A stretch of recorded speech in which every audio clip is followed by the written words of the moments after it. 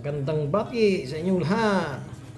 Sa video na ito ay makikita ninyo kung paano ba ginagawa ang karaniwang screen door sa mga bahay natin. Sarado ang baba para hindi masira ng mga pet natin at screen naman sa taas para sa hangin at harang na rin sa mga insekto. Sa ating mga materialis na gagamitin natin dito ay ang Alco frame. Yan yung ating puputulin ngayon. Ayan. So, sinusukat muna para sakto at kailangan yan ay may allowance na rin kayo na ilalaan dyan ayon sa inyong sukat doon sa concrete opening na paglalagyan o kaya ay wood jump. So, kailangan tama ang sukat. So, susunod natin mga gagamitin dyan ang mga mesh, expanded wire at saka mga screen mesh at ang Alco Cross.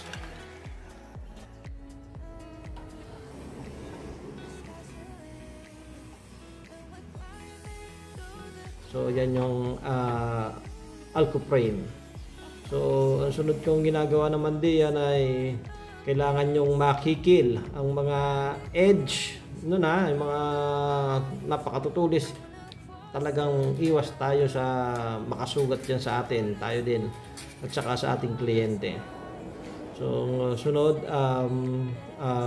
magpuputol tayo ng corner bracket. So angle 1 by 1. Ito yung ginagamit na connector para doon sa naka 45 degrees na pagduduktong ng ating outer frame. Yan. So 8 piraso. Tig 2 para sa bawat kanto. Yan. 1/8 ang kapal niyan. So mapapagtibay yan sa dami na rin ng ating rivets na ating ilalagay. Yan. Ingat lang kayo sa pagpuputol ha, pati kailangan nakasuot kayo ng goggles para iwas lamsik sa mata. Delikado yan.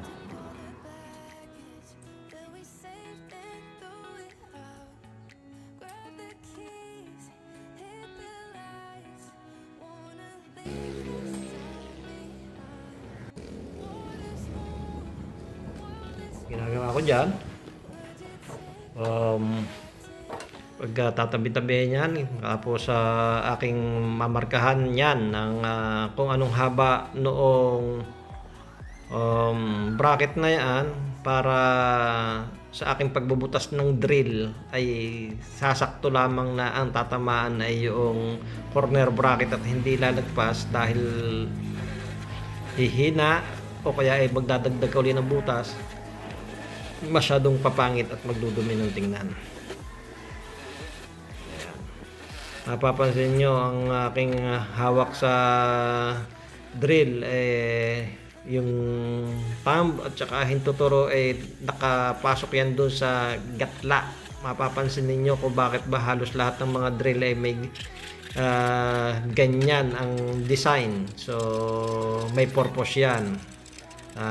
Design niya, engineering design. So sa karamihan hindi nila alam, basta may handle lang yan doon, pero mas effective kung doon natin nahawakan kasi less force ang gagamitin natin sa pagtulak. Yun. So parang andun yung center ng pwersa. Ganun din sa pinakalikod na yan. Yan. 3 butas naman dyan. Tapos dun sa harapan kanina ay tig 2 sa magkabila nung dalawang gilid. Yung kasi may kanal yan dyan eh. So mas madami, mas matibay, mas magastos, mas matrabaho, pero yan ay nasa sa inyo. Sa akin kasi mas gusto ko yung ganong matibay para sigurado ang ating kalidad. So disclaimer yan sa ating mga kapwa manggagawa. So, yun ay aking pamamaraan.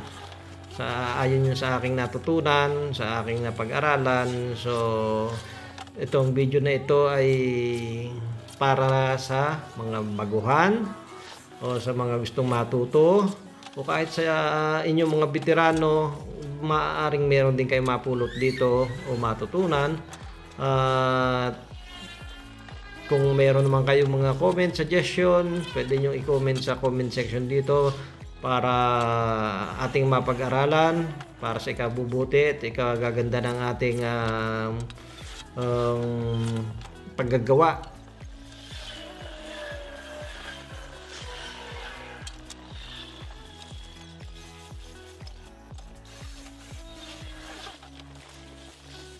Yan. So, yan yung paglalagay ng bracket. Yan yung mga ginagawa. Lahat muna malalagyan yung dalawang aluminum din yan. So, kailangan nyo din gumamit ng pliers para sa pag magbubutas ay hindi kayo maaksidente o masugatan. Yan. Tapos kita nyo meron din akong parang 2x2 dyan na good lumber. Yan yung pinagsasangkalan ng mga aluminum para dyan tumama ang drill. Dyan lang mabubutas, hindi iyan yung lamesa ang mabubutas. Maraming mga fabrication area, mga table nila ay mga durug-durug, tama ng drill. So disiplina na rin, tsaka para iwas gastos na rin ng sa lamesa. Yan, napakatagal na yan, pero mga napabayaan lang yan ng mga tao minsan. Pero kapag ako lang ang gagamit niyan, hindi yan basta-basta masisira. Yan. So sa pag-re-rivet, gumagamit ako ng drill attachment sa rivet kasi napakaaluwang gamitin kumpara sa manual. Napakahirap pigain. So mga 3 pisil minsan kapag ang project namin cabinet, so yung cabinet minsan ay mga 1,000 mahigit na rivets ang gagamitin. So sa tigta 3 piga ay talagang mananakit ang iyong braso dyan hanggang kinabukasan. Yan, kinuha ko ang sukat niyan para yun ang haba na puputulin doon sa alcocross para sakto lang doon panlagay doon sa gitna.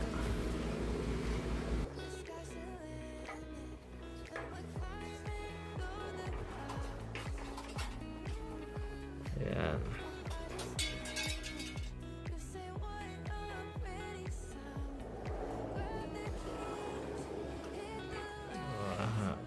Sa paggamit ng ng metro, kailangan talaga saktong-sakto ang mga sukat at pagpuputol para maiwasan ang awang sobra.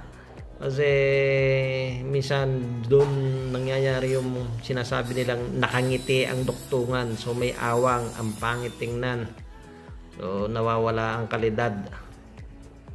Ayan.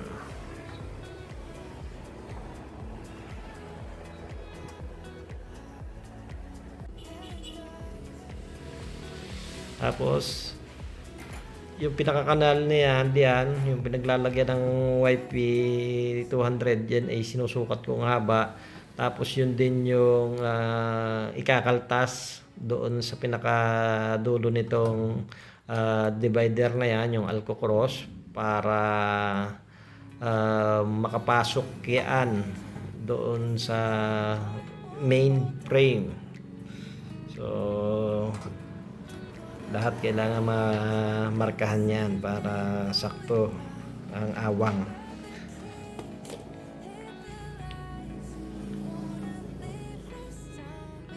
kung kayo ay natatakot magputol ng ganyan sa may terso, lalo na sa pag ganyang gatladi yan, pwede namang lagari.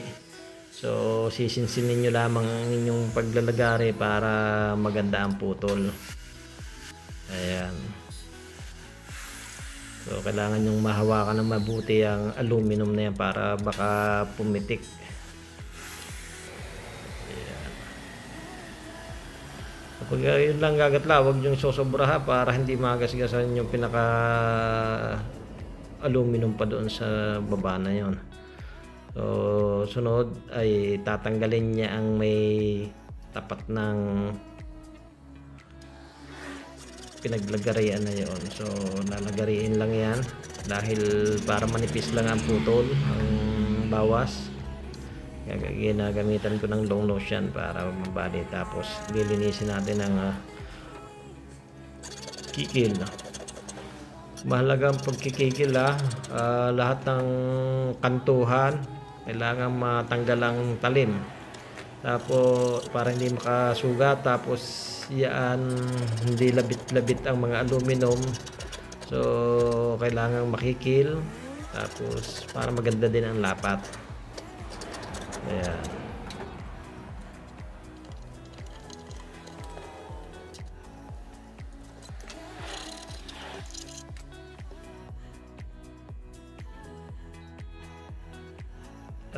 Alcocross ang aking kinakaltasan para kapag nilagay ko yan diyan, depende kasi sa dami ng YP200 ang ilalagay o lapad din ng paglalagyan ng ampli mesh. So yan, i-adjust yan para saktong-sakto ang tatapatan niya. Kasi yung iba niyan yung outer frame yung main frame ang kinakaltasan. So pagka nilagay doon, lock na, hindi na magagalaw. So may tendency talagang kailangan talaga saktong-sakto din yung pagkasukat noon, dahil doon ka maglalagay ng mga ibang aluminum, bawal ang sobra at bawal ang kulang.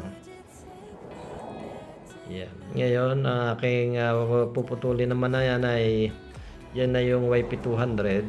So yan na yung pinaka magiging bus body. Yan, actually puro bus body ang tawag naman sa ganyan. May mga model yung mga yan. So may YP 100, YP 150, may YP 200. So YP 200 yan. So yan. So kailangan sinasaktak na maigi yan diyan sa pinakakanal na yan. Tapos pinutuktok maigi, kailangan lapat na lapat yan at pantay. So lalagay na yung Alcocross. Yan. So hindi din talaga biro maggawa niyan. Napakadaming mga piyesa ang gagawin din. So yun naman yung ampli mesh. Yeah, parang security screen kung tawagin din nila yan. Yeah.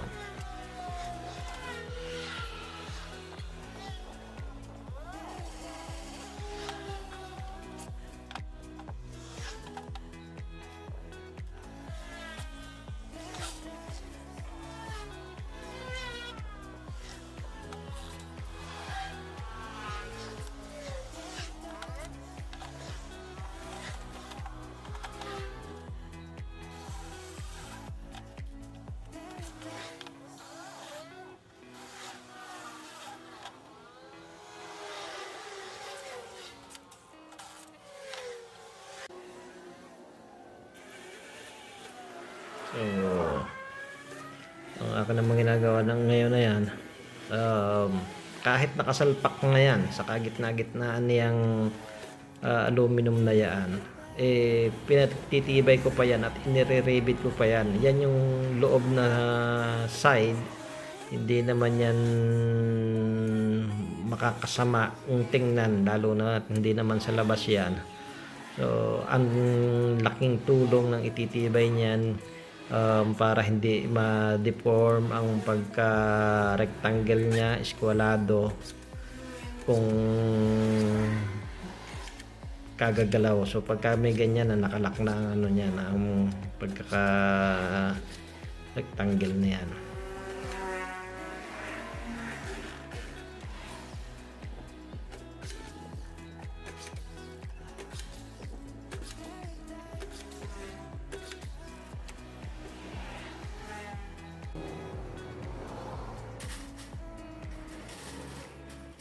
Sunod, yung expanded wire. So, ang aking pamamaraan dyan, may pasobrang konti yan para merong ma-bend sa bawat kanal, may sisiksik lahat ng buong paikot. Pero may mga tao ako na ang gawa nila dati ay yung ganyang screen ay pinapatong lang sukat na sukat, tapos saka lang iipitin nung pinaka screen mesh. So para sa akin, at ang ginagawa ko ganyan, ibinibend ko pa dyan sa kanal na yan para mas batak na batak ang aluminum, flat pa, tapos malinis tingnan yun. Tapos iipitin naman niya noong screen mesh na may goma. Ayan. Nasa sa inyo kung gagayanin niyo o gusto nyong ipitin na lang, ay bahala kayo.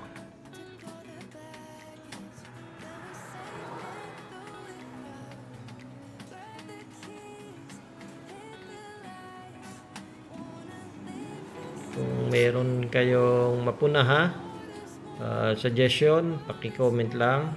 Tapos kung kayo ay napanood nyo naman ito hanggang dito at kayo natuwa at nakatulong sa inyo, pwedeng ako'y makikisuyo sa inyo na like, share, subscribe, pakihit na rin ng notification bell para just in case, para sa susunod nating paggawa ulit ng video ay agaran kayong ma-inform at mapanood nyo na rin kaagad.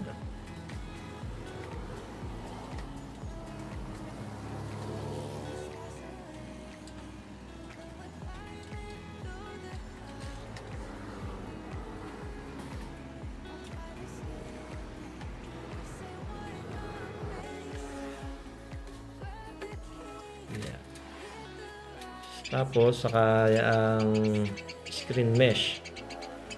So sa yan naman yung iipitin din yan diyan sa pinakakanal. Parang lulubugyan din yan kasi tinutulak yung rubber. Yung rubber na yan siyang nagbibigay kapit diyan. Hindi naman yan mahihila basta-basta dahil yan nakalubog, nakabaon talaga dyan. Yan.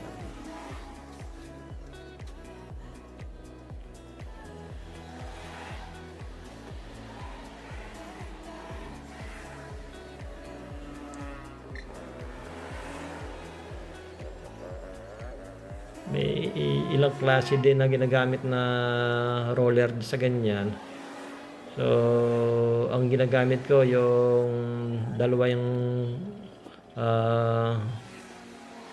roller na yan, yung sa magkabilang dulo. So yung isa pagka may panggamit sa pagpapalubog ng goma, tapos yung isa ay yung medyo parang umiipit. Tapos yung mga sobra na mga screen mesh, ayan ay pinuputol, kailangan maputol yan. So cutter ginagamit diyan. Yung iba ginugunting, iba tinutupi. So sa aking pamamaraan ay ganyan. So diyan labas pa yung goma kasi may goma tayo diyan. Nilalagyan pa yan ng cover. So ang kino-cover dyan yung parang flat bar na aluminum or yung so iyan na yung gawa. Yan yung pangloob. Diyan yung may goma na nilagyan ng cover para hindi makita. SFDC. Yan naman yung harapan. Wow, yung panglabas. So, salamat sa inyong panonood. Please share, like, and subscribe. God bless. Thank you.